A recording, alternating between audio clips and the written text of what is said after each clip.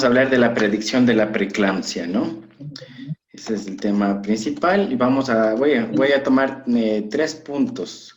El primero es recordar lo que ya dio el doctor Enrique en la anterior presentación sobre el estudio ASPRE y lo voy a comparar con la guía de práctica clínica de los trastornos hipertensivos que tenemos en nuestro país del 2016. Posterior, bueno, vamos a ver lo que ya es como el tamizaje de la preeclampsia precoz y el tamizaje de la preeclampsia tardía, ¿no? Primero voy a hacer más un recuento y a ver qué ha pasado desde el 2016 hasta acá con la guía, qué cosas se debería cambiar o qué cosas deberían estar ya actualizadas, ¿no? Primero, pues vamos a ver la epidemiología, ¿no?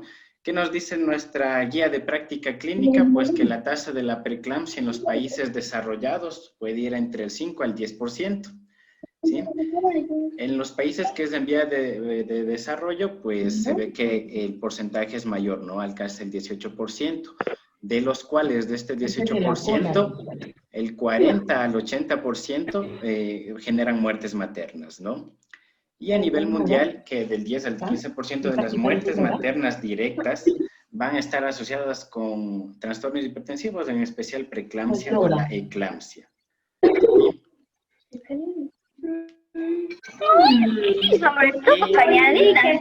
favor, que apaguen a alguien el micrófono, por ahí está encendido. Listo, gracias. Bueno, y con respecto a lo del estudio ASPRE, pues ya se dijo en la anterior charla que si es que nosotros vamos a dar la aspirina, ¿de qué forma? Si damos a una población en general, vamos a tener que solo va a cubrir el 10% de las pacientes que puedan presentar una preeclampsia. Cuando se dé igual la aspirina en dosis bajas, menos de las 16 semanas, independiente de los factores de riesgo, va a tener una reducción del 40% de una preeclampsia, ¿sí? Y si se tamiza, se hace una predicción de riesgo y se evalúa todos los componentes que son de estos, sea ecografía, factores epidemiológicos o incluso los factores angiogénicos, que son los bioquímicos, vamos a tener una reducción del 60% de una preeclampsia, ¿sí?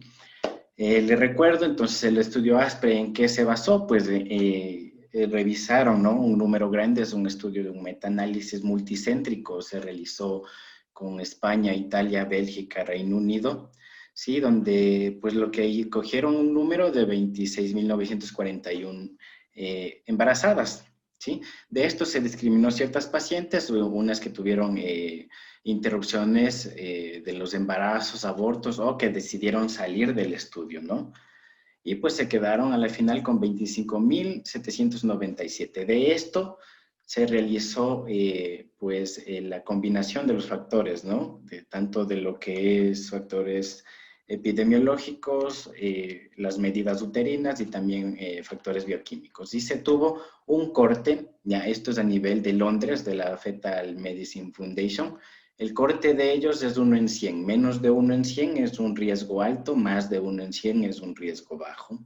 Y a las pacientes que presentaban un riesgo alto, que representó su 10% de la población en total, pues se les dio a una parte lo que es el placebo y a la otra aspirina en dosis mayores, superiores a 100 miligramos, ¿sí? ¿Qué fue a la final lo que se vio? Pues que en un riesgo alto con dosis de 150 miligramos de aspirina había una reducción de la preeclampsia pretérmino, o sea, antes de las 37 semanas, del 60%. Y en sí, ¿qué se vio? Pues como está aquí en la gráfica, hay una reducción significativa de una preeclampsia antes de las 37. Aquí también se ve que hay una reducción de la preeclampsia antes de las 34, pero obviamente los puntos de corte en este lado es más grande. ¿Por qué? Porque el estudio estaba diseñado en sí para ver cómo iba a suceder, o sea, cómo se iba a contrarrestar quizás una preeclampsia antes de las 37, no antes de las 34 como tal, ¿no? Y bueno, basándonos ya un poco a lo que nos dice también nuestra guía y lo que también propone el análisis LACOG, pues ¿cómo se evaluaba esto? se evaluaba con criterios mayores y menores, ¿no? Pues, ¿y qué era lo que se vio? La NICE, que es de Inglaterra, pues vio que evaluando de esta forma, sí, evaluando de esta forma solo con criterios mayores y menores, pues veían que tenían una tasa de detección del 39% de las preeclampsias pretérminos, con un valor de falsos positivos del 10%, solamente teniendo en cuenta esto, que es los factores epidemiológicos, ¿sí? O los criterios mayores y menores, que es lo mismo que existe en nuestra guía. Y por parte del ACO, que ellos como decían que deberían implementar ellos la aspirina, pues antecedentes de una preeclampsia previa en uno o más partos, o si es que había antecedentes de una preeclampsia previa y se produjo un parto menos de las 24 semanas. Pero ¿qué pasaba con esto? Que solamente se escogía 0.3% de la población y quedaba pues un resultado de que solamente se discriminaba el 5% de embarazadas que podrían desarrollar una preeclampsia. Entonces, ¿qué significa eso? Pues que no hay que basarse solamente a criterios mayores y menores o los denominados criterios epidemiológicos o factores epidemiológicos, ¿no? ¿Y qué es lo que describió a la final el estudio ASPREC? Pues que la combinación entre mediciones biofísicas, bioquímicas, entre 11 y 13.6 semanas, era superior, ¿sí? Era superior en dar una administración de aspirina para que haya una mayor prevención, como le dije, del 60% frente a los criterios del análisis de la ACO, que son bajos realmente, ¿no? Y pues, como esto ya se lo he explicado, este es el TED, ¿sí? La calculadora de Londres que va a estratificar el riesgo, ¿sí? Este es de una paciente, como ven ustedes, de un feto, perdón, de 12.6 semanas, ¿sí? Y pues que nos sale nuestro riesgo antes de las 37 semanas, ¿sí? ¿Cómo va a ser? Solo por los antecedentes y el otro con ya la presión arterial y con las medidas de las arterias uterinas y nos estratifica el riesgo, ¿no? En este caso salió una paciente que tenía un alto riesgo de desarrollar una preeclampsia precoz y que se le debe enviar 150 miligramos de aspirina en la noche. Entonces, en sí, ¿qué es lo que necesitamos saber? El ASPRE nos va ya a indicar qué paciente tiene mayor riesgo. Y el screening en primer trimestre, lo que queda claro es que nos sirve para identificar qué paciente tiene mayor riesgo y dar aspirina. Puede ser una paciente que por los criterios mayores o menores no cumpla un riesgo mayor, ¿sí? Pero al rato de evaluar la presión, las arterias uterinas e incluso factores bioquímicos, pues nos va a modificar ese riesgo. Es por eso que hay tantas pacientes que son nulíparas, primera gesta, y resultan en una preeclampsia. Sí, generalmente la preeclampsia tardía, que es la que más aparece, una preeclampsia precoz, es más, aparece con con un menos porcentaje, pero es como la más agresiva frente a la mamá y al feto, ¿no? Y pues aquí vamos a ver en referencia a la guía de práctica clínica de trastornos hipertensivos del 2016. Dense en cuenta, ya estamos 2020, vamos a acabar el 2020. ¿Qué nos indica? Pues lo mismo, cómo debemos clasificar el riesgo de la paciente por un factor de riesgo alto o dos o más factores de riesgo moderado, ¿sí? ¿Y qué es lo que nos indica? Pues tiene una categoría C, o sea que se basan quizás a la categoría 1A o a estudios que no son de metaanálisis, pero que nos indica pues que se recomienda la clasificación a embarazadas en alto o bajo riesgo de preeclampsia o hipertensión gestacional en primer control prenatal, ¿sí?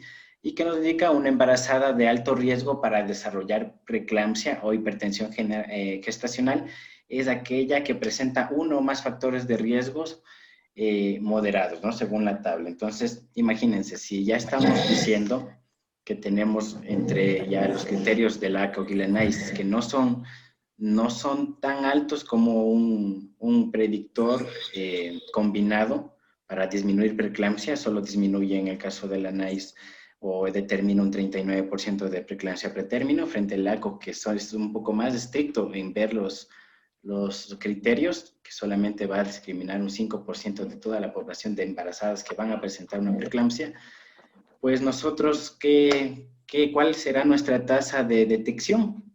Pues la verdad, he revisado en todo, en datos de la INE y eso no tenemos como tal, ¿sí? Solo tenemos cómo está la tasa de muerte materna dependiendo qué causa. Pero no tenemos algo que nos esté indicando si lo que estamos haciendo en realidad nos está dando una tasa de detección mayor para nuestras pacientes que van a tener una preeclampsia, ¿sí? ¿Qué es lo otro? Pues generalmente como estamos utilizando esta tablita, ¿sí? Donde tenemos criterios mayores y menores, ¿qué es lo que nosotros hacemos? Tenemos un criterio mayor, decimos a la paciente que hay que realizar profilaxis a partir de las 12 semanas, o 2 criterios o más, ¿sí? Un caso que escuché la semana que pasó, pues que había una paciente que le habían diagnosticado, o le habían hecho una combinación para el screening de preeclampsia de primer trimestre y salió un riesgo bajo. Pero la paciente tenía uno de estos factores, ¿sí? La paciente era una paciente multípara, ¿sí? Y que tenía más de 40 años, ¿sí? Entonces, pese al riesgo, pese a los criterios, tiene un riesgo bajo, ¿sí? Igual en el estudio ASPRE, ¿qué es lo que se vio? Si bien es cierto que discriminando por sí solas, ¿sí? Los criterios, ¿no? Tenemos una paciente con un índice de masa mayor a 25, nulípara mayor a 30 años y con hipertensión crónica. En los 3 primeros, ustedes ven que la administración de aspirina, solamente indicando este criterio, o sea, solo la paciente tiene un índice de masa mayor a 25, solo esa paciente es nulípara, o otra paciente que tiene más de 30 años, vemos que sí hay una reducción, obviamente, de la preeclampsia. Pero, ¿qué pasa con la hipertensión crónica? Vemos que no hay esa reducción dando aspirina. Entonces, vamos a pensar, o sea, pero, ¿qué quiere decir eso? A las pacientes que tienen hipertensión crónica, si no le hace bien la aspirina, mejor no le doy. Entonces, lo que hay que hacer ahora es no solo basarse a estos criterios mayores y menores, sino en conjunto, ¿sí? El estudio ASPRE, tal como lo dice, es evaluar el riesgo en conjunto, no por factores individuales, ¿sí? Porque ahí se nos va a escapar gran porcentaje de las personas. Quizás habrá pacientes que si nosotros vamos a ver por un factor nulípara y que tiene un índice de masa más de 25, pues quizás no le dé, porque diga, es que es nulípara, no ha tenido embarazos, bueno, está un poquito alto el peso y no le doy, ¿ya? Entonces hay que hacer una combinación de todo lo que tengo de la paciente, factores biofísicos, bioquímicos y evaluar el riesgo, ¿no? Igual que es lo que nos dice la guía con respecto a la administración de la aspirina. Entonces nos dice que los estudios que se han evaluado del uso de la aspirina en la prevención de la preeclampsia se ha llevado a cabo en dosis bajas, ¿sí? Entonces, de 60 a 80, ¿no? Con pocos estudios usando hasta 150 miligramos y no se ha demostrado beneficio de dosis mayores. Por esto que pues, dábamos 75 a 100 y no se pensaba antes dar más dosis porque se creía que o es malo o va a pasar algo con el embarazo, ¿no? De igual forma, que es lo otro que nos indica, pues que en las dosis, ¿no? Que fluctúan entre 60 a 162 miligramos, la mayoría de la evidencia que está entre los 75 a 100 con los que han revisado, han hecho sus estudios, ya con esta cantidad de administración de aspirina diaria para la prevención de hipertensión gestacional o preeclampsia, solo serían las pacientes de mayor riesgo. Pero lo que sí es que la guía solamente se está basando a los criterios mayores y menores, nada más, ¿ya? Entonces, si tengo un criterio mayor, envían la aspirina o no, ¿sí? ¿Qué es lo que nos indica, según la evidencia? Pues la guía que recomienda la administración oral de 75 a 100 miligramos de ácido acetilsalicílico a partir de las 12 semanas de embarazo hasta el parto. En mujeres que tienen un mayor riesgo de desarrollar preeclampsia o una hipertensión gestacional. Siempre, como ven, lo que hace es mencionar la tabla 4. ¿Cuál es la tabla 4? Perdón, pues los criterios mayores y menores. ¿Sí? ¿Y qué es lo que indica? No se recomienda administrar ácido acetilsalicílico antes de las 12 semanas ni con uso de dosis altas, porque no se sabe, o sea, qué le puede pasar por la aspirina, también porque no estaba hasta ese tiempo estratificado algún estudio que nos indique la veracidad de lo que han visto hasta ese momento en la guía, ¿sí? Pero igual, en el estudio, este es un estudio hecho ya en el 2018, dense en cuenta los trastornos hipertensivos, la guía es del 2016. Y mucha de la evidencia que ellos tenían del 2016 puede ser de 5 años antes, o incluso yo me puse a revisar la guía, tenemos datos desde el 2000. Entonces, es como que tenemos una guía que no tiene datos tan actuales, ¿sí? Y en cuanto en este estudio, ¿sí? Que igual lo que indica es la prevención de la aspirina para la preeclampsia a término y pretérmino, como ustedes lo ven, es una revisión sistemática y un metaanálisis, o sea que reunió varios estudios, ¿sí? Para evaluar la eficacia. ¿Qué es lo que demostró? Pues que a dosis mayores, ¿sí? Primero, a menos de 16 semanas, con dosis mayores a 100 miligramos de aspirina, pues teníamos una buena reducción significativa de prevenir la preeclampsia, ¿sí? Y de igual forma, en otro estudio, que este tenía estos 5 últimos estudios eran los más altos, ¿sí? Que indicaban pues que en verdad mayor a 100 miligramos tenía una reducción obviamente mucho más significativa. Ustedes ven que los bigotes de esta cajita, aquí en esta parte es más pequeño. Y que obviamente con dosis menores, pues en sí había una reducción, pero que no era tan significativa, ¿sí? Y de igual forma, para quedar de acuerdo con las dosis, podemos ver aquí que las dosis de aspirina, ¿sí? Mientras mayor es la dosis, el riesgo relativo de tener una preeclampsia, pretérmino, iba a ir siempre disminuyendo, ¿sí? Entonces, fíjense, si estamos entre los 80 a 100 que se daba, teníamos un riesgo doble, ¿sí? Porque con 150 tenemos 0.2 y aproximadamente entre 80 a 100 tenemos 0.4. Entonces, doblaba el riesgo. Ok. Ahora, igual en la guía de trastornos hipertensivos nos está hablando, sí, de los factores bioquímicos. Y es algo que pues les invito a que quizás si es que no lo han leído bien esa parte o que lo vuelvan a leer, sí, para que lo recuerden. ¿Qué es lo que nos indica? O sea, es la guía como que se contradice un poquito. Sí, porque primero nos indica que en sí, ¿qué pasa con estos factores angiogénicos? ¿Sí? Ha demostrado que al menos el factor de crecimiento placentario se va a reducir a las mujeres que tienen preeclampsia, ¿sí? Principalmente eso es lo que nos indica ya la guía. De igual forma, así como nos indica que sí hay una reducción de este factor de crecimiento placentario en las pacientes con preeclampsia, que indica, pues dice, otros investigadores han confirmado este hallazgo y han demostrado que el nivel de suero del factor de crecimiento placentario, que es el más importante, disminuye en mujeres antes de que desarrollen la preeclampsia. Entonces, es un predictor, ¿sí? Pero a la final, ¿qué es lo que también nos indica ya dándonos las categorías, la guía? Pues que aún así, siendo que ya nos está indicando que sí hay una disminución de estos factores cuando se presenta una preeclampsia, no recomiendan realizar de rutina, ¿sí? Entonces, en ese tiempo, cuando realizaron la guía, no recomiendan realizar eso, ¿sí? No recomiendan hacer un factor bioquímico, pues porque no hay suficientes estudios o no había hasta ese momento. De igual forma, en la guía que nos indica, pues que el uso de la velocimetría, o sea, del Doppler, va a reducir el número de las muertes perinatales y disminuye intervenciones obstétricas. De igual forma que nos indica ahí, pues que igual no se debería mandar de rutina un Doppler, ¿sí? En pacientes de bajo o alto riesgo de preeclampsia, pero hay que igual, volvemos a lo mismo. La guía solamente estratifica a las pacientes por los criterios mayores y menores, ¿sí? Entonces, como le dije, puede haber una paciente que quizás por los criterios mayores y menores sea de bajo, pero ¿qué tal que le reviso la arteria uterina y le tomo la presión y me sale un riesgo alto? Esa paciente no se le dio aspirina y desencadena una preeclampsia. Si es una preeclampsia precoz, pues súper más mal es el pronóstico del embarazo. Una preeclampsia tardía, pues obviamente también va a tener sus repercusiones más materno que fetales, pero como les digo, o sea, la guía solamente se basa en eso, ¿no?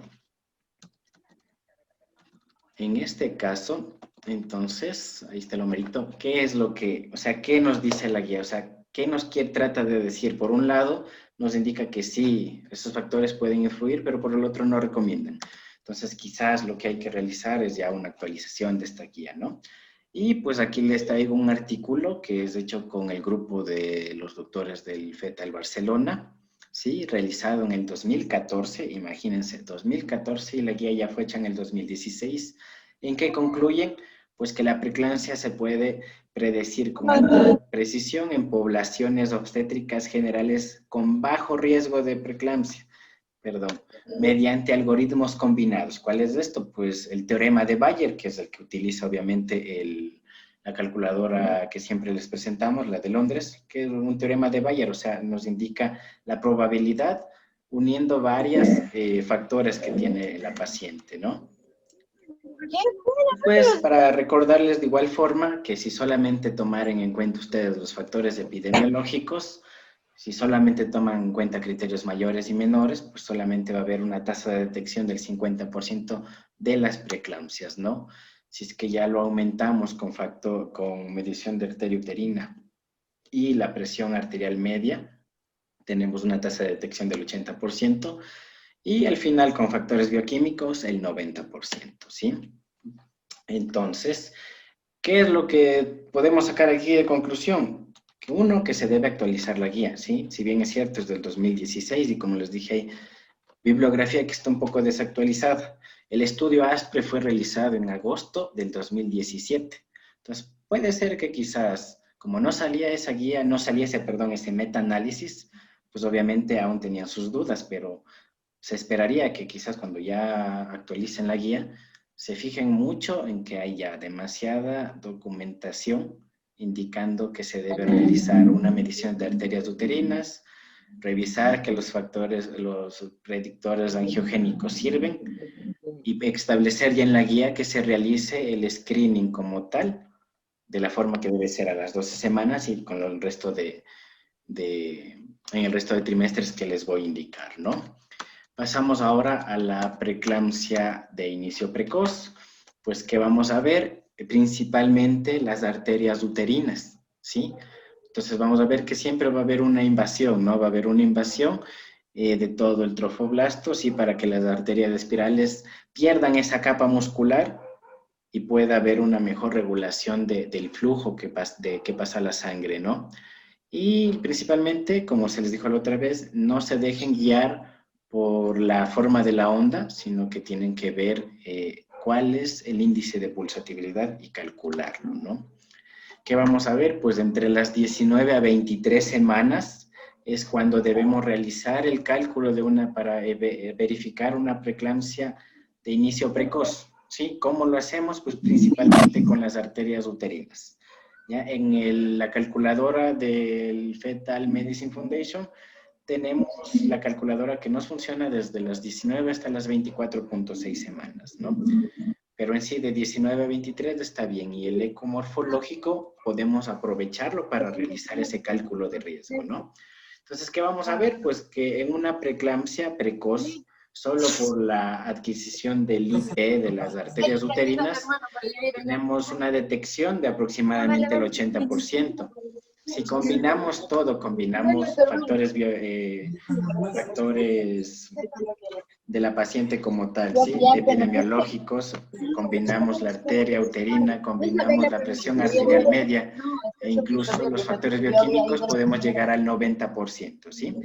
Tal como se dijo la otra vez, es un cribado poblacional, o sea, ¿nos va a indicar algo esto? Pues sí, es un buen predictor para ver la preeclampsia pretérmino.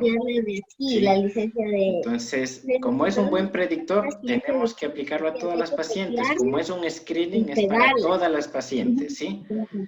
Y tal como lo dice ahí, es un buen método por el momento, sí. No podrá ser el mejor, quizás en unos años ya se verá algo mejor que solamente tomar las arterias uterinas.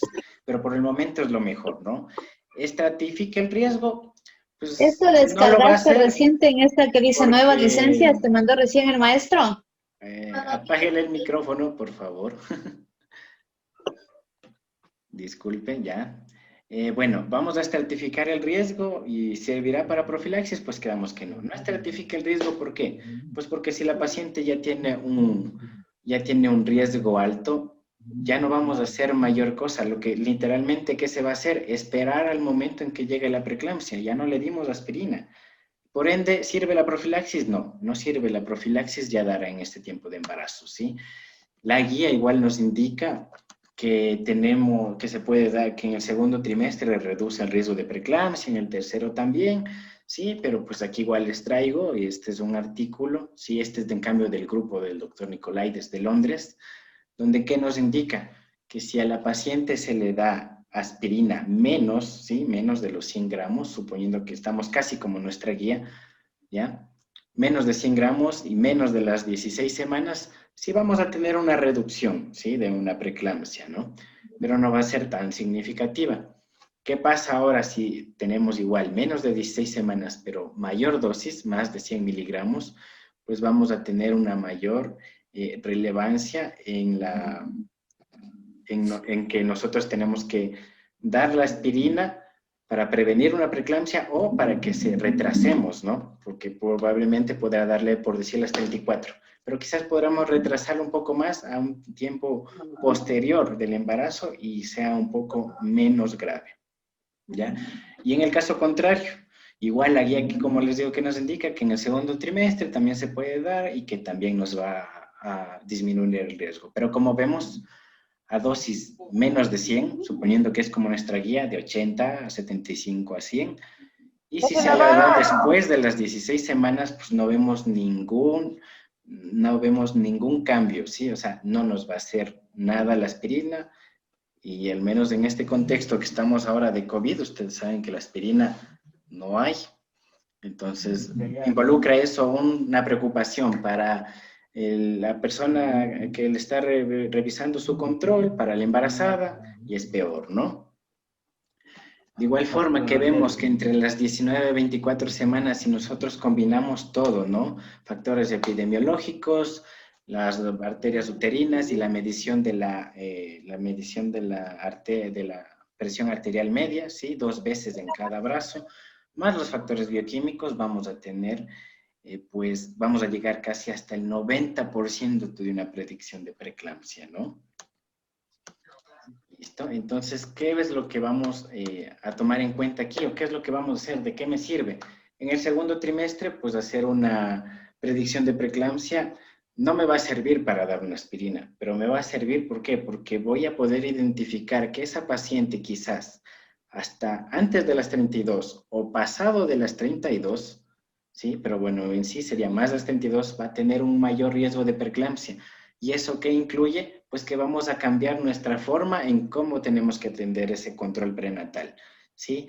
Tenemos que estar más atentos, tenemos que realizar flujometría, tenemos que ver el peso del bebé, tenemos que estar atentos viendo cómo está la paciente en general, ¿sí? Presión arterial, analíticas. Entonces, nos va a servir para eso. ¿Y por qué? Pues porque ya tenemos una idea de quizás qué es lo que va a pasar. Si nos da una predicción de una preeclampsia pretérmino, ¿sí?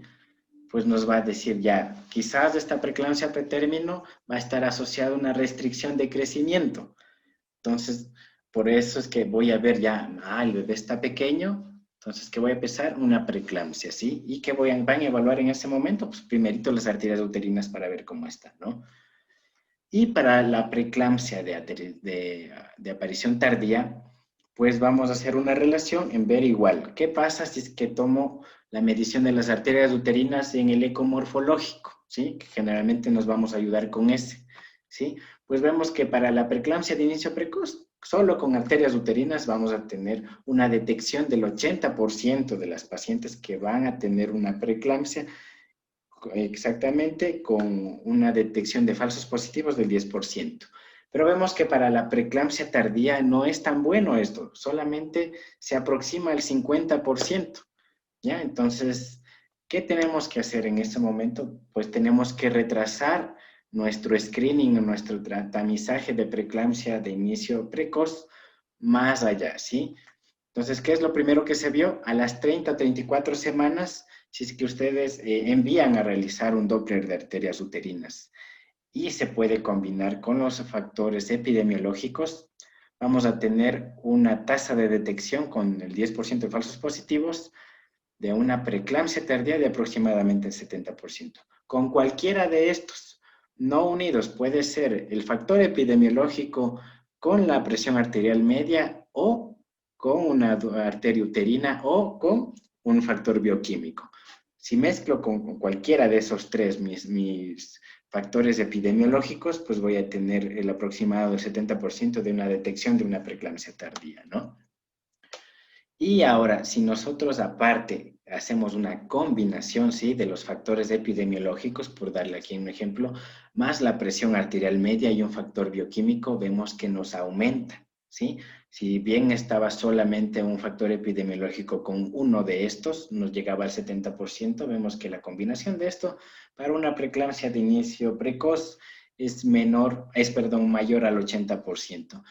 Esta de aquí es una tabla del Fetal Medicine Foundation, donde igual nos indica, si vamos agregando más cosas, como ustedes ven, nuestra tasa de detección va a ir aumentando, ¿sí? En el caso que se aumente todos factores bioquímicos, la presión arterial media, las arterias uterinas y los factores bioquímicos, vamos a tener una tasa de detección del 98% para una preeclampsia precoz, que sería así, menos de 37 semanas y 55 para una tardía. Pero aún no nos está estratificando bien, o sea, aún tenemos ese desbalance entre 98% y 55%, ¿no? ¿Qué se puede hacer? Pues retrasar todavía más este screening, ¿sí?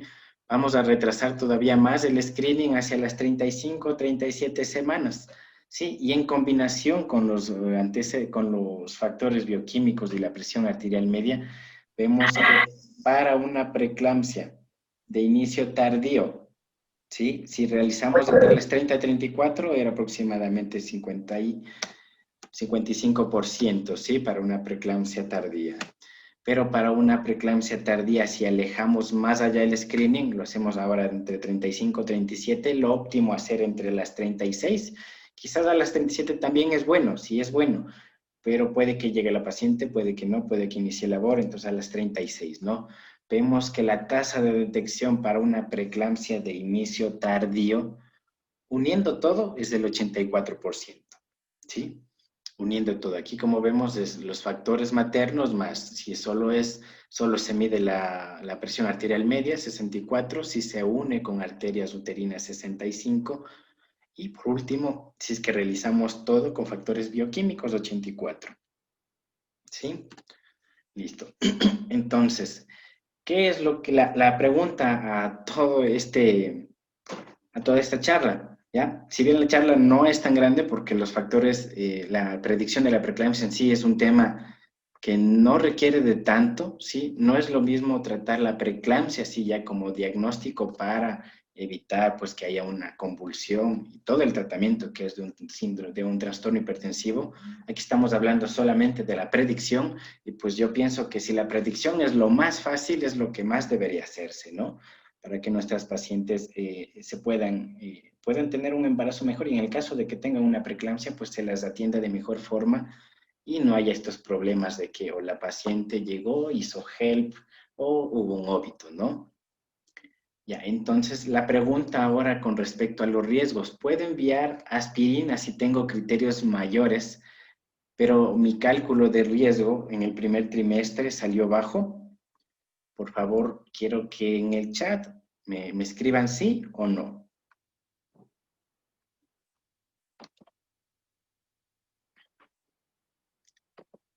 A ver, escriban.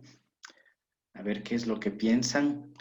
¿Ustedes creen que pueden mandar aspirina a una paciente que tuvo un cálculo de riesgo bajo, pero esta paciente presentó quizás un criterio mayor o un criterio menor? Escriban en el chat, veamos qué es lo que opinan. Ya, eso, escriban, vamos viendo. Sí, no importa aquí si nos equivocamos o no, pero estamos para aprender, ¿no?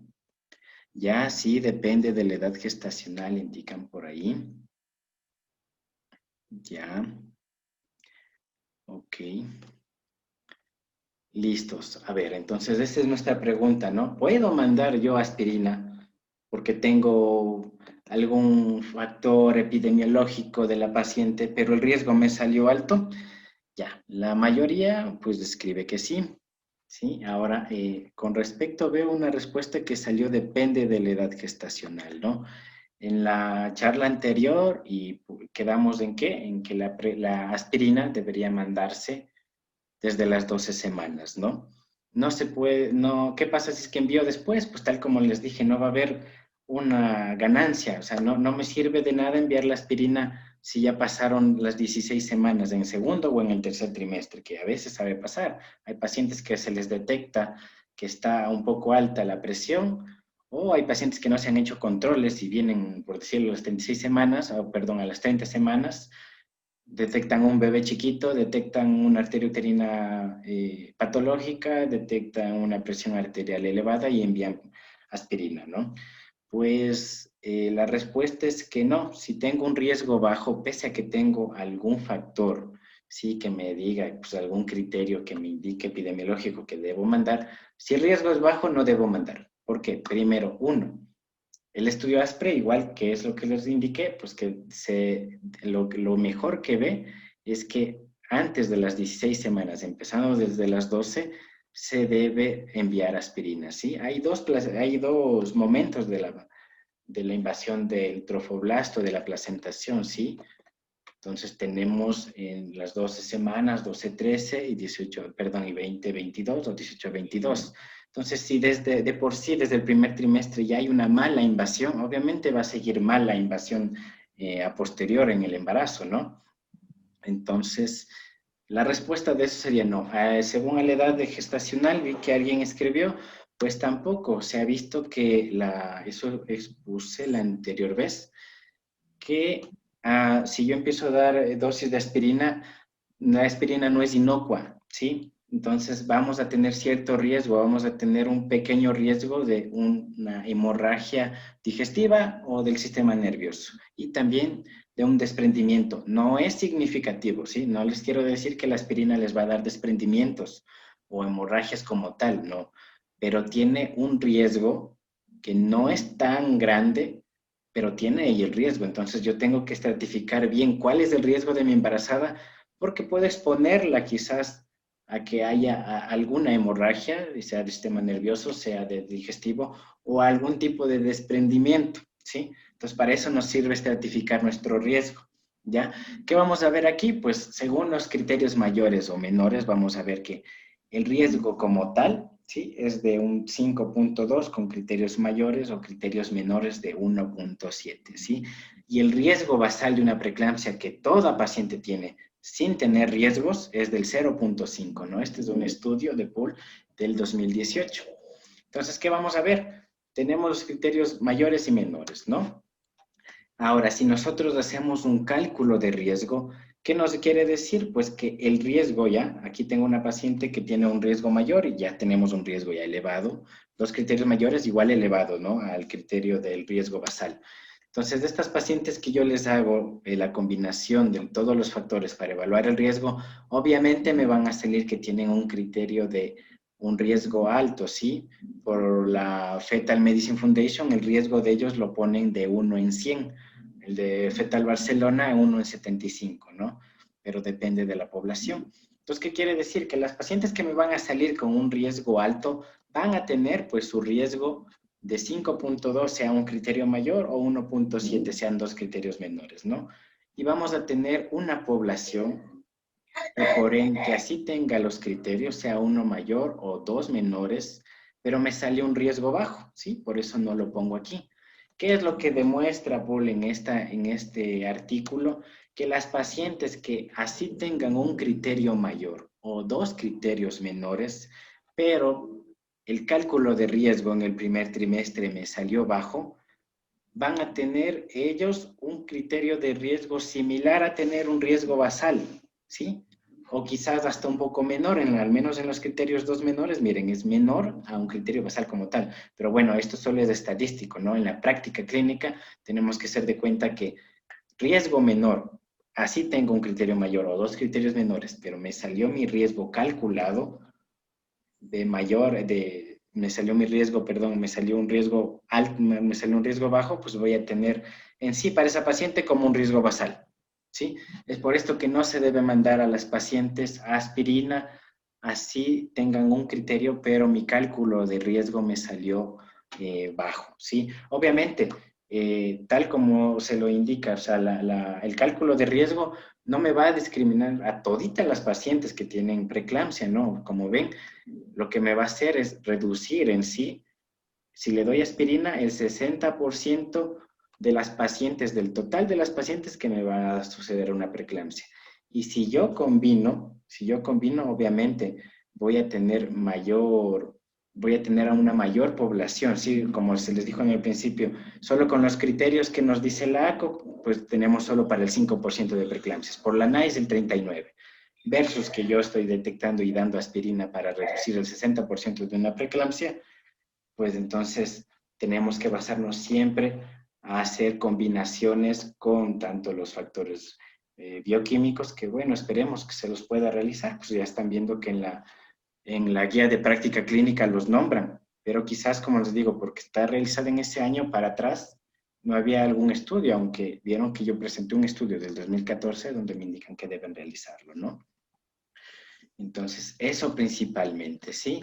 Listo, por las últimas, las conclusiones, que quede claro, el estudio ASPRE que me va a evaluar el beneficio de la paciente de que pueda tomar o no aspirina, ¿sí? Si bien es cierto, el estudio ASPRE me va a evaluar obviamente el riesgo de las pacientes de presentar preeclampsia, pero ¿cuál es el objetivo del estudio ASPRE o de nuestro screening de primer trimestre, que ya lo hablamos? Ver qué paciente se beneficia o no de usar aspirina, ¿no?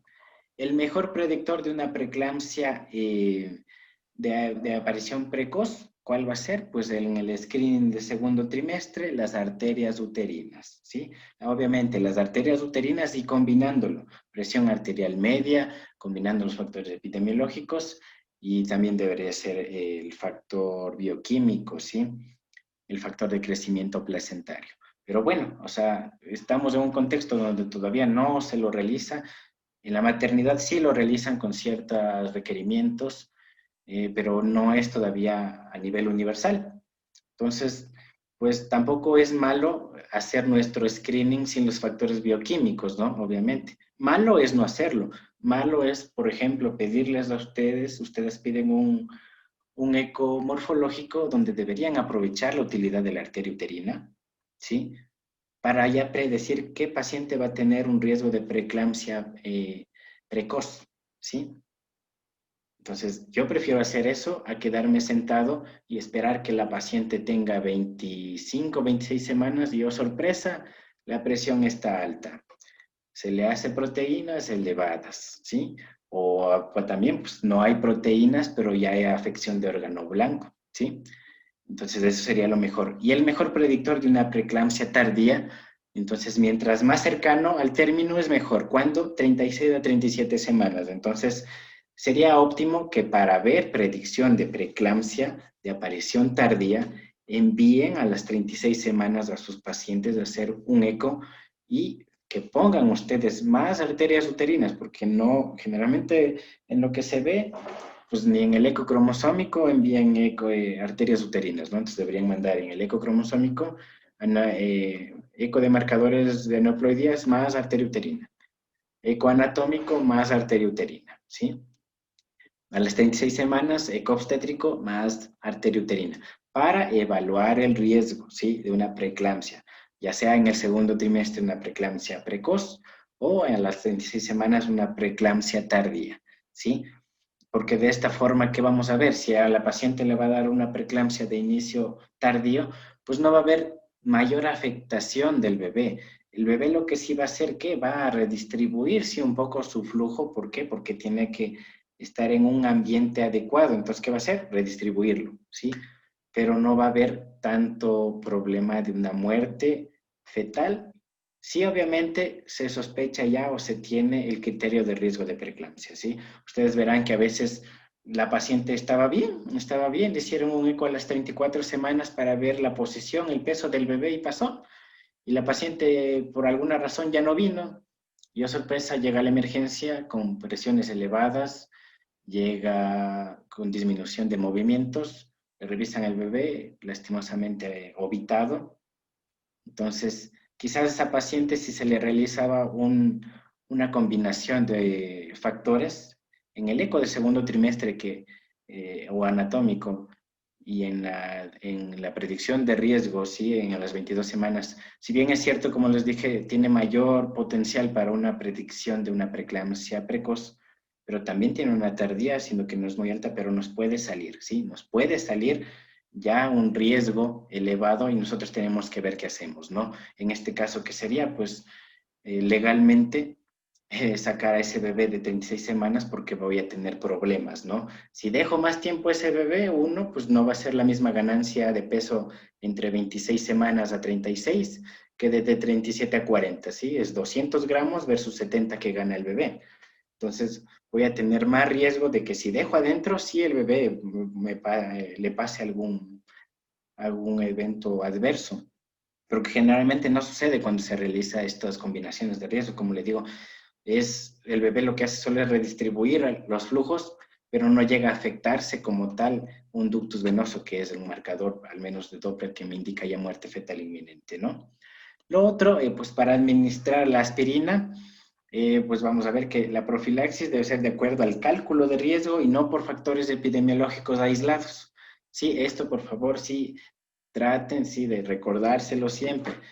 Tienen que ver que no es solamente que la paciente tiene 30 años, tiene un índice de masa de mayor a 25, un índice más de 30, o es multípara, y solo por eso le mando profilaxis de aspirina. No, nada de eso, sino que tienen que ser un cálculo de riesgo con todo, combinando. Es preferible siempre combinar todo que solo tener un factor, ¿sí? Puede haber una paciente, como les digo, que cumple una cosa y quieren enviar aspirina. O sea, le estoy exponiendo a la paciente a que la aspirina no es inocua y puede haber algún riesgo que, como les dije, no es muy alto, pero es un riesgo de un sangrado o de un desprendimiento en vano. ¿Sí? Entonces, ojo, dar aspirina calculando el riesgo, ¿no?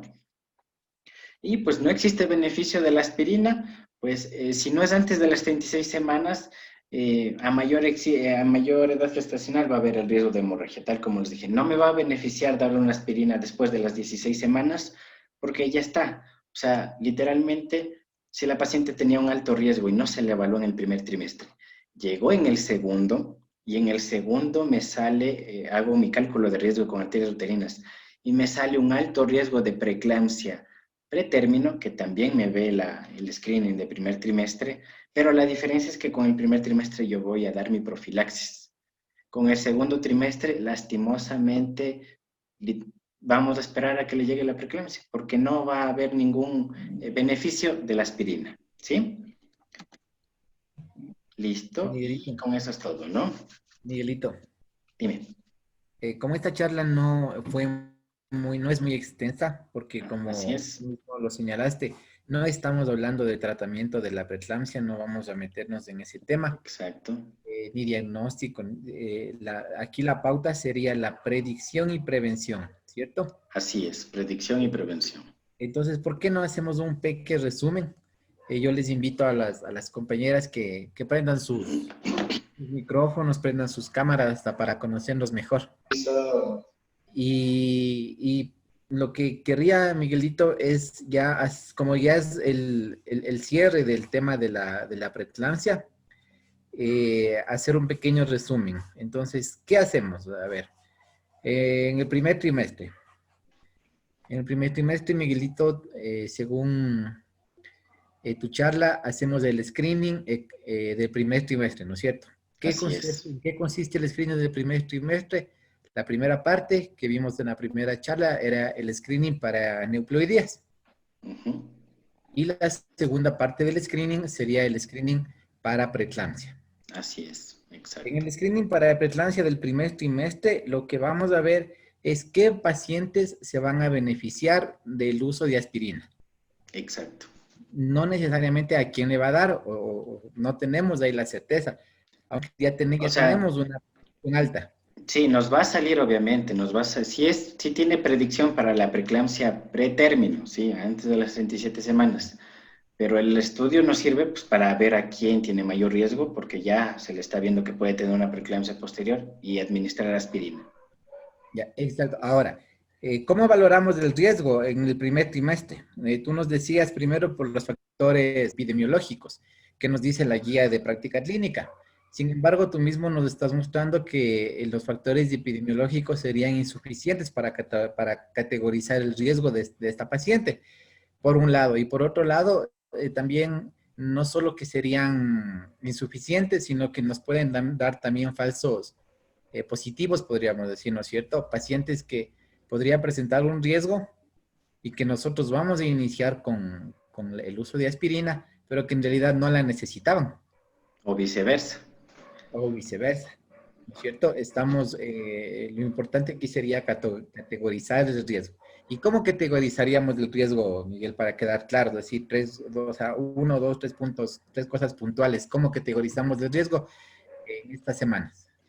En esta semana, primer trimestre. En el primer trimestre, bueno, se debe tomar obviamente en cuenta la presión, los factores epidemiológicos, el Doppler de las arterias uterinas y nos sale un valor, ¿sí? Si el valor es mayor a 100, es un riesgo alto.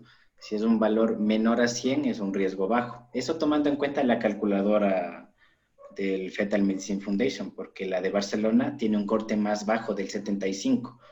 Pero si tomamos en cuenta también el de 75, se nos va a escapar más pacientes que van a tener un riesgo de preeclampsia elevado, ¿no?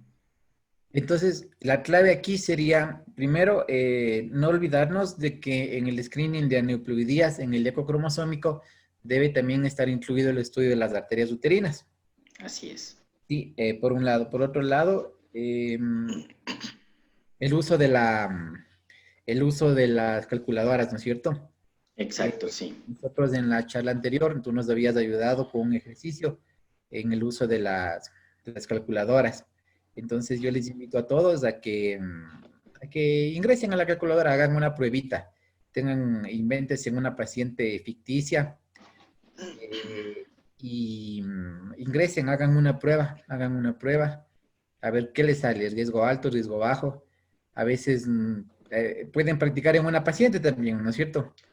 Exacto, pueden sacar, ustedes lo que deben hacer, pues toman la presión arterial, es más, ni siquiera tienen que dividir, porque en la calculadora ustedes meten sus dos presiones de cada brazo y les calcula la presión arterial media. Ahora un poquito lo grave es buscar los datos, esos datos no, sino los datos de las arterias uterinas, porque a veces no nos mandan en los resultados de ecografía, no nos mandan los datos. Claro, por eso lo importante sería que obviamente lo pidan. Sí, sí, sí. Entonces, yo lo que les puedo sugerir es, a veces a mí me ha pasado que no me llegan los datos de los informes y nos toca buscar en las fotos. Siempre busquen las fotos, verifiquen que lo que dice en el informe es lo que está en las fotos, porque eso les va a dar a ustedes certeza de su diagnóstico. Exacto. Sí. Y siempre corroborar lo que dice el informe con las imágenes, porque muchas veces el informe está bonito y no se fijan en las imágenes y no calculan ustedes mismos el riesgo y ven que estado patológico el Doppler y ponen, a veces yo he visto que ponen dentro de los límites de normalidad y yo mismo me meto a ver, ya dice percentil 99, eso no es dentro de los límites, eso ya es patológico. Exactamente, o si no, a veces está a destiempo. Hay veces que o lo hacen después de las 14 semanas o a veces lo hacen antes. O sea, es importante también que el estudio sea realizado a tiempo. Y a veces por extemporáneo, simplemente el examen ya no sirve. Así es. Entonces quedamos en que el primer trimestre, screening de primer trimestre, screening de aneuploidías, tamizaje para preeclampsia, y ahí vemos a qué pacientes les podemos dar, qué pacientes se van a beneficiar con el uso de la aspirina, que en este caso serían las pacientes de alto riesgo, ¿no es cierto? Una más de 100 según la calculadora de la Fetal Medicine Foundation. Eso primer trimestre, ¿ya? Y ahí ya sabemos si nuestra paciente va a ser una paciente que se va a complicar, que tiene la posibilidad de complicarse o no. ¿Ya? Llegamos a esa paciente, le damos aspirina, empezamos con el calcio, y llegamos al segundo trimestre, desde las 19 hasta las 23 semanas. ¿Cuál sería, como hace un momentito, en 2, 3 puntos, qué es lo que debemos hacer ahí? 19, 23 semanas. Bueno, deberían enviar el eco morfológico como tal, ¿sí? Preferible a la semana 22. Y igual escribir Doppler de arterias uterinas. ¿Por qué? Pues porque así no salgan unas arterias uterinas normales en primer trimestre. Esto puede ir variando, ¿no? Entonces puede variar en el segundo trimestre y puede estar patológico y nos indique que el riesgo quizás no es aumentado para una preeclampsia antes de las 32, pero quizás pasado las 32 sí. Pero igual el beneficio de la aspirina no va a ser, no, o sea, no va a cambiar. O sea, si no se le dio y ahorita me salió alterado, pues no iba a ser beneficioso darle las 12 semanas porque ya me salió un riesgo bajo. Y quizás sea solo una remodelación del flujo de las arterias, ¿no? Ya, y si fuera el caso contrario, por ejemplo, llega mi paciente, a veces pacientes no llegan con el estudio del primer trimestre, y le hago mi estudio entre las 19 y 23 semanas y me salen las arterias uterinas todas va sobre el percentilo 29. O sea, esta paciente tiene un alto riesgo para preeclampsia precoz y tardía. O sea, ¿Puedo administrar aspirina? no se, no se administra porque como le dije, hay un riesgo que no es tan alto, pero que me indica que puede haber hemorragia del sistema nervioso y de sistema digestivo y un abrupto placentario, ¿no? Que no es significativo. Ese está del Adicional, estudio llama. adic- Pero también, o sea, si la paciente ya no se hizo el eco a las 12 semanas y me indica que tiene un riesgo elevado, ahí hay que esperar. O sea, ya lastimosamente no se puede hacer más con la aspirina. claro, adicional el estudio ASPRE, que tú lo recalcabas y lo recalcamos algunas veces también en la charla anterior, recalca el estudio ASPRE que el inicio debe ser antes de las 16 semanas con la Exacto, aspirina para que exacto. surta efecto, y con dosis altas, Así es, más de 150 miligramos. así es. Eh, entonces, para puntualizar, en el segundo trimestre llegamos de las 19 hasta las 23 semanas, hacemos el eco morfológico Así es. y pedimos ahí un estudio de las arterias uterinas. Exacto, sí. En algunos lugares, igual como donde nosotros trabajamos en el Conatal, ya se manda categorizado el riesgo, se manda con el diagnóstico del riesgo para preeclampsia precoz, para preeclampsia tardía, incluso para restricción de crecimiento, precoz y tardío. Pero si no le encuentran, si no les mandan así, ¿qué hacemos? Dele que mandarle.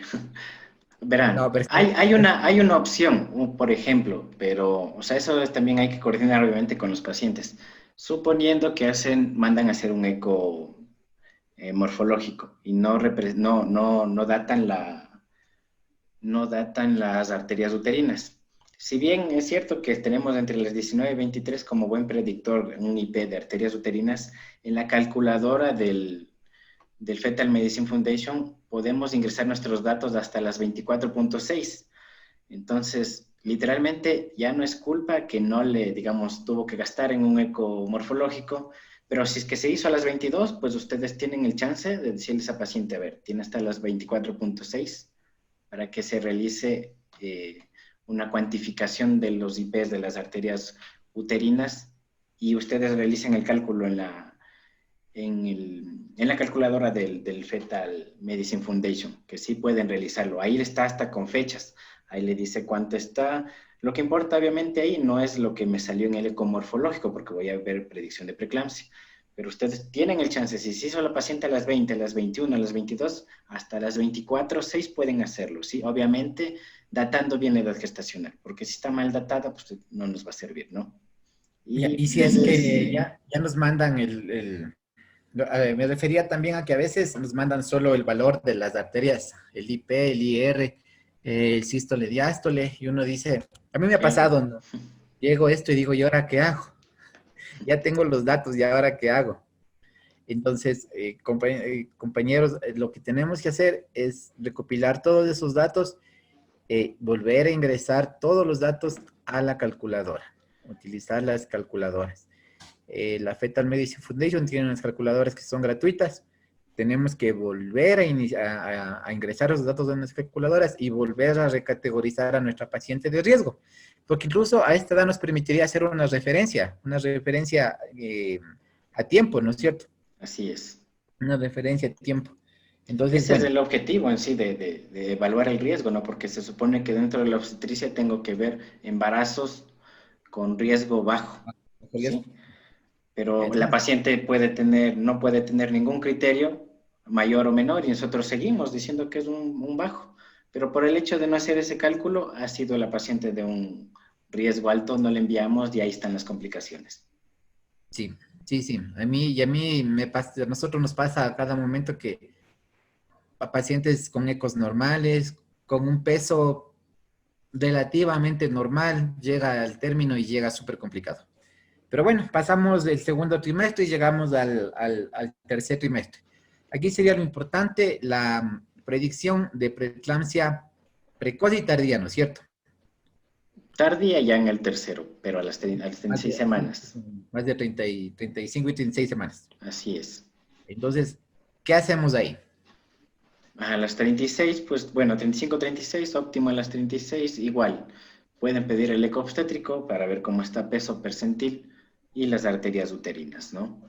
Que combinándolos de cualquier forma, pues vamos a tener un buen valor para una preeclampsia de inicio tardío.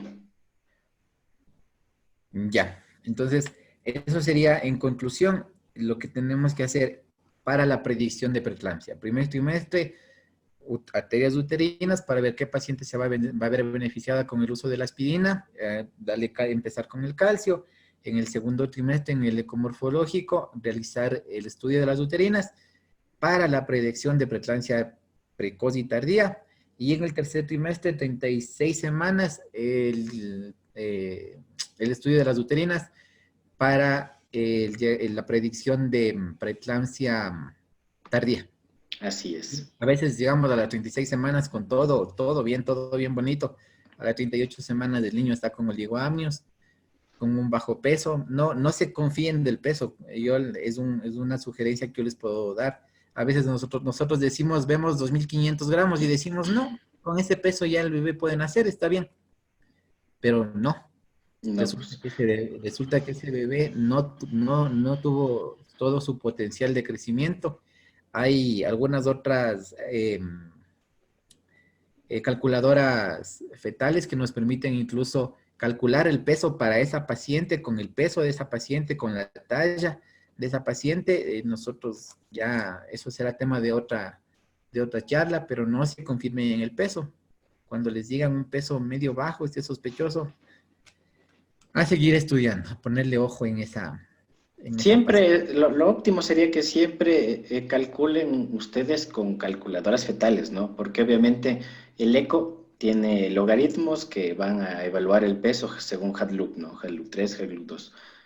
Pero pueden ustedes meter en este caso de peso, a la calculadora del Fetal Barcelona y verificar el percentil. Porque tal como dice Enrique, yo veo 2.500, no, o sea, el bebé está bien.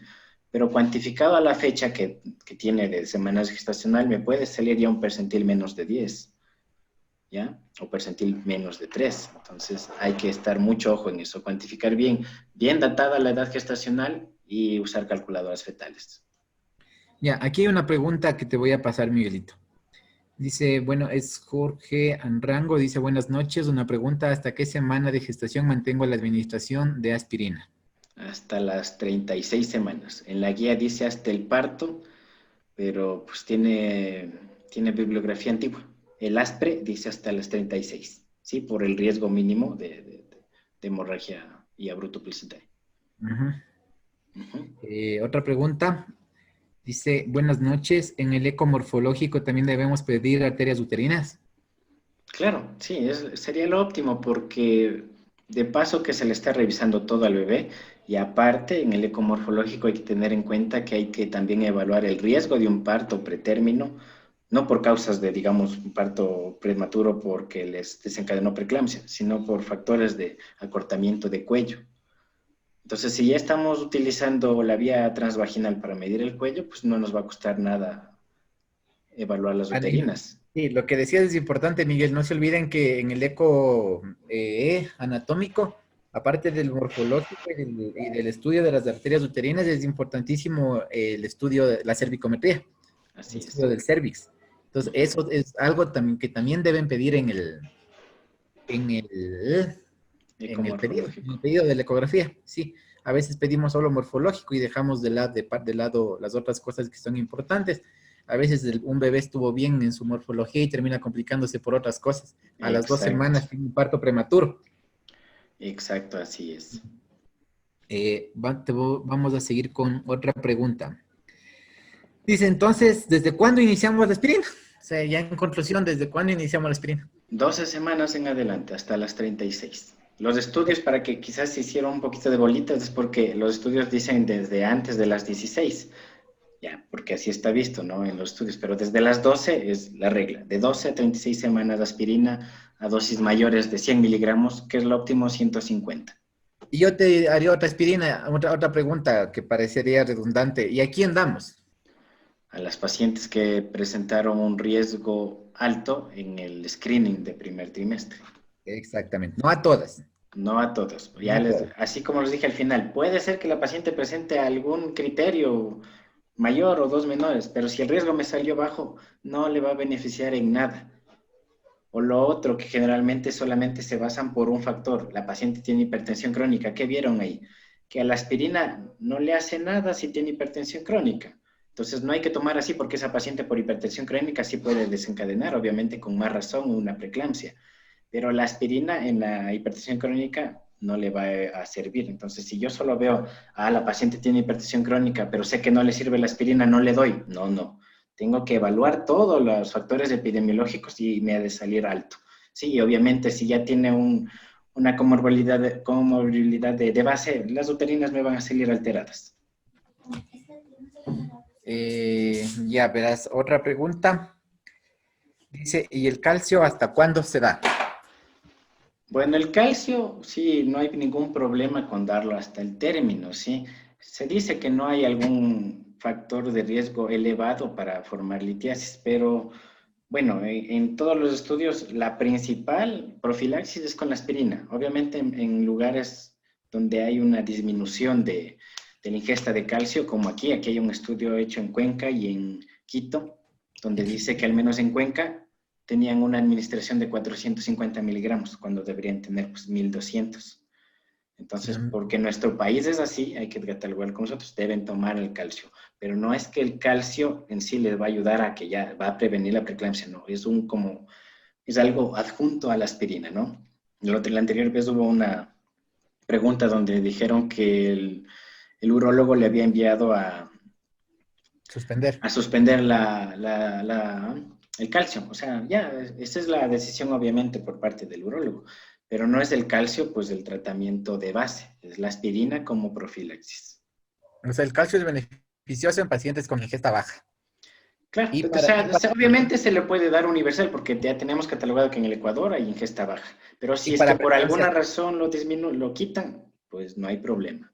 y para preeclampsias tardías. Y lo que a nosotros, bueno, nos interesa reducir todas las preeclampsias, no, pero las que más nos dan problemas son esas preeclampsias precoces porque son más agresivas, tienen muchísimos efectos en la salud, no solo de la mamá, sino también del neonato.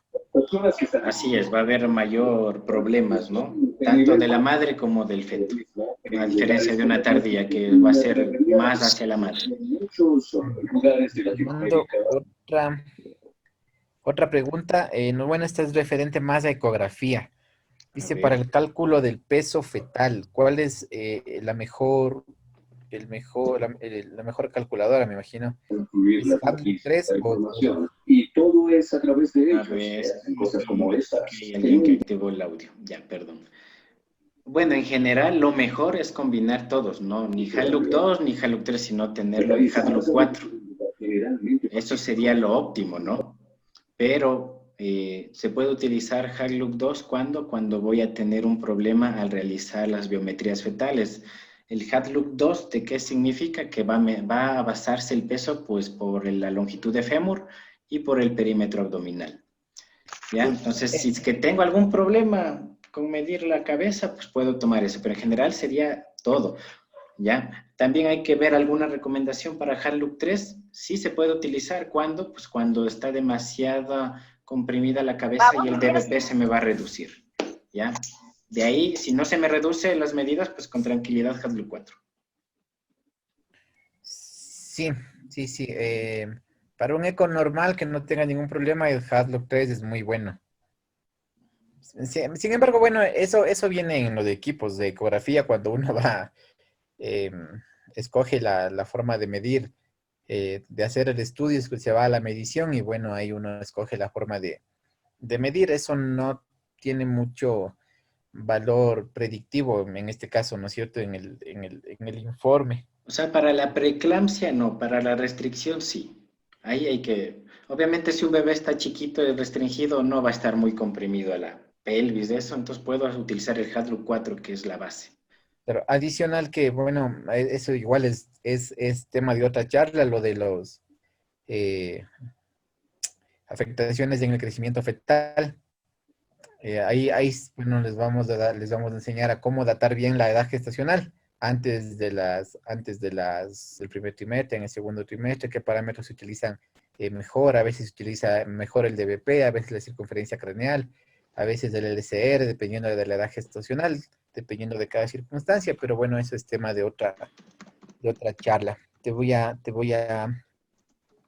pasar otra pregunta. Dice, buenas noches, felicitaciones a los ponentes de lo referente al calcio. El más recomendable para su administración en prevención de preeclampsia es el citrato de calcio y si la paciente tiene ingesta de 1 litro de leche diaria no es necesario suplementar. Bueno, el citrato de calcio obviamente va a tener, no es lo mismo que decir calcio elemental, ¿no? Simplemente es la combinación. No es lo mismo dar un calcio elemental que me venga como tal de 1000 gramos, como dar un citrato que me dice que viene de 1000, pero equivale a 450 miligramos de calcio elemental.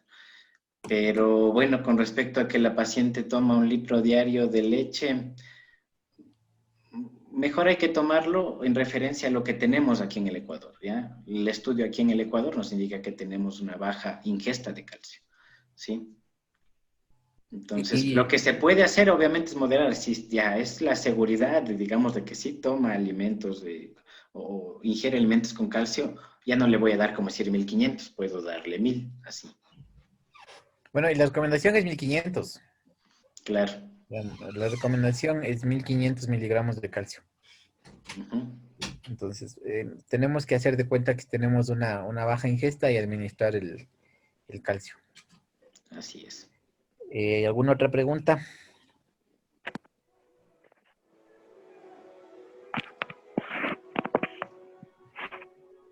Déjame ver si es que tengo otra pregunta.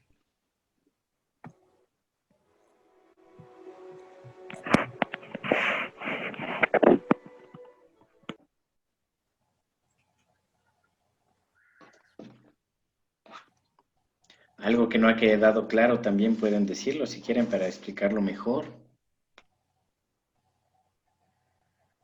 Bueno, ¿alguien más que tenga alguna otra pregunta, compañeros? Creo que con esto terminamos lo de preeclampsia. Eh, ya acabamos lo del screening del primer trimestre. Vamos con lo de preeclampsia. Y bueno, vamos a ir con temas, como yo les decía, estos temas son sacados de nuestra práctica diaria, ¿no? Mm, Cosas que nos van pasando, experiencias que vamos teniendo y cosas que tenemos la necesidad de ir investigando. A veces le hacemos medio aburrido nosotros a los temas, es porque tratamos de tener sustentos científicos, tratamos de basarnos en estadísticas, para que ustedes no piensen que les estamos dando algo que sacamos del estómago, que vimos en una charla en Facebook o que escuchamos a alguien en un paso de visita. A veces lo ponemos así medio feo, medio complicado, pero también al final tratamos de dar solo los puntos claves, ¿sí?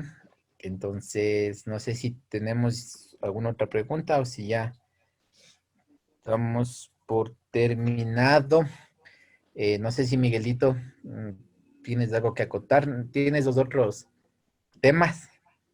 No sé si por ahí tenías los otros temas. Para la siguiente era lo de ecografía de primer trimestre. Ya. Entonces, eh, a ver, Patti. Bueno, de mi parte, yo les agradezco mucho por la acogida. Me da mucho gusto que estemos Empezamos 5, pero ya estamos más de 30. Y esto es así. A veces hay temas feos. A mí no me gusta esto de preeclampsia. Sin embargo, la otra semana, hace 15 días, traté de ser lo más claro posible, de explicarles como yo quisiera que me expliquen. Hay temas que me gustan mucho, que ojalá ya podemos entrar a eso, que son los temas de la ecografía. Igual hay temas de ahí, hay temas muy ásperos, difíciles de entender, pero todos vamos aprendiendo. Siempre, como les digo, tanto aprende el que expone, el que recibe. No se olviden que estamos para apoyarles. Tienen el teléfono, tienen nuestro WhatsApp. Cualquier pregunta pueden hacerla ahí. No se olviden que somos un grupo de apoyo.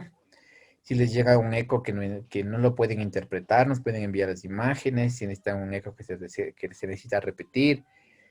Si necesitan una valoración de una paciente de riesgo, eh, estamos para servirles. Miguel les recordaba en la charla de los factores de marcadores cromosómicos, que en nuestro centro también hacemos estudios bioquímicos tanto para marcadores cromosómicos como para factores angiogénicos para preeclampsia. Así que nosotros estamos para servirles. De mi parte, me despido. Muchas gracias por la acogida. Les dejo con Miguel y con Patricia Gualán, que no tuvo la oportunidad de acompañarlos la otra semana, pero que ahora sí ya está aquí, para que les saluden. Entonces, de mi parte, muchas gracias, Miguelito. No sé qué más tenga que acotar. Bueno, yo en sí, obviamente la preeclampsia es un tema feo, ¿no? Pero como les dije al principio, bueno, a mí esta parte me gusta un poco más porque ya estoy viendo la prevención. Y creo yo que si lo más fácil es prevenir de esta forma o ver si mi paciente ya va a tener un problema de preeclampsia, pues para nosotros eso es lo más fácil y podemos referir, ¿no? Principalmente porque lo que importa aquí no es, digamos, hacerse el que yo sé mucho y voy a atender a mi paciente, sí, no le va a pasar nada, no. O sea, hay que trabajar en conjunto con una paciente embarazada, ¿no? Entonces, ya, si tengo un riesgo, veo que mi paciente se va a complicar, pues no me va a costar nada coger y referir para que tenga un mejor desenlace el embarazo, ¿no? Tanto el feto como la mamá. Eso, y muchas gracias por aguantarme una hora y más. Ya, Pati. Buenas noches, chicos. Buenas noches de mi parte. Igual agradecerle al grupo de obstetras que hemos formado.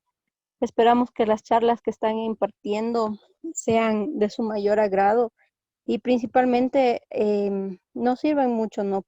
Ya que nosotros somos los que trabajamos directamente con la salud materna neonatal. Entonces, como decía Miguelito en la primera charla, esto nos sirve para prevenir un posible incendio del final del embarazo. Solamente agradecerles por su tiempo y les esperamos para la próxima reunión de Zoom. Nada más de mi parte. Muchas gracias a todos. Nos vemos en una siguiente entrega, ¿no?